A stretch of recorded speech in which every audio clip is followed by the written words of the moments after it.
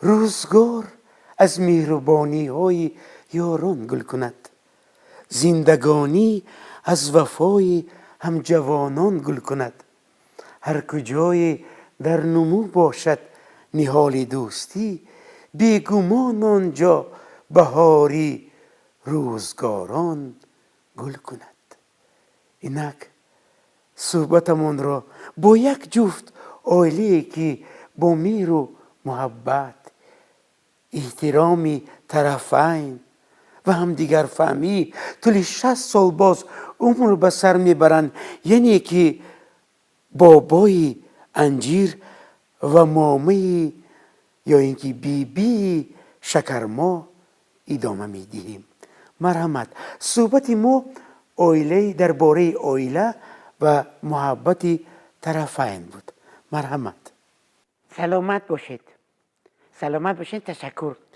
دو دیل اگر یک شود بشکند کو را، پراکندگی آرد غم و انبوه را گفتن. یعنی که در حقیقت با اتفاق زیستن میتوانیم کو را هم چپه کرد. بله بله. در طول همین زندگیمون با همدیگر، با همین بابای انجیر با مهر محبت زندگی کردیم. با یک احترام طرفین بود. یک سخنی ناجا آن طرف بیستد، یک گپی ناجا، یک نگاهی ناجا حتی در بین ما این کس نبود. همه قدر همدیگر رو احترام میکردیم، حرمت میکردیم. بنابراین صاحب 12 فرزند شدیم. شکر شکر شکر. در حقیقت راست میگه با این همه زندگی کردیم با مهر محبت و با همدیگر فهمی. قدمی شکرای قطعیم شکرمای اولای ما قطعی زندگی کردیم. بسیار ناز زندگی کردیم، خوب زندگی کردیم. خلاصه در همین زندگی یک جایمون خدا را شکر 12 فرزند داشتیم. اینا که با 46 نویره دیگه ما تولد کردیم، تربیت کردیم، خواندیم همشون. اینا کلانیمون سفره. بچه خوبه، بسیار به ننگ و ناموس. 20 کلانی فرزند مگوهر نام دارد.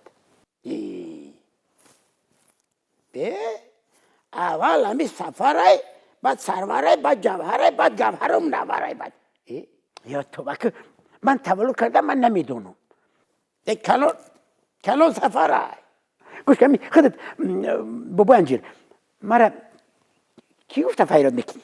خطا اوچه گوهر گفته فیراد میکنم. نه اوچه گوهر نگو. گوهر دختره. راست میگه. نبیره ما را لطیفه کردن به قول مردم. همی انکدوت این که ما همی نبیره ما در دیگوده گرفت. خطی شکری نازنینی یک زیبا سنم خطی خبرگیری رفتیم. این ترمزای تاکسی سبیل مانده کار نمیکرده.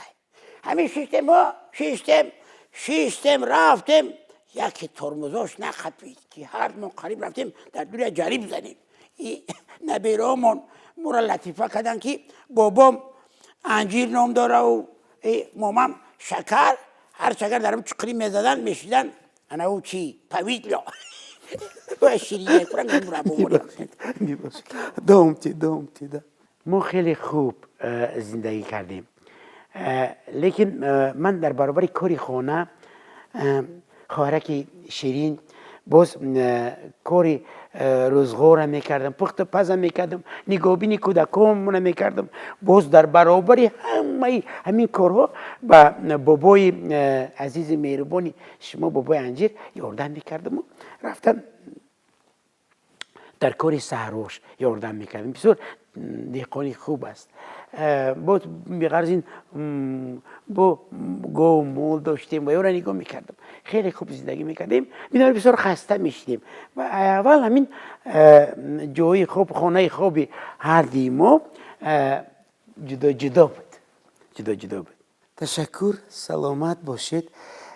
میدونید که من که اصلا روزنامه‌نگار هستم. روزنامه‌نگارا بسیار کنجکاو میشوند و بعضی سوال‌های گوناگون می‌دهند. من یک سوال داشتم.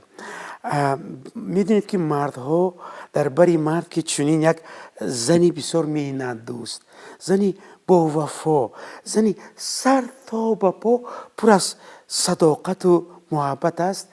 بعضی وقت شما البته بابای انجیر مشتاق سخنهای شما نوازش شما می شدن آنگاه شما چیکار میکردید؟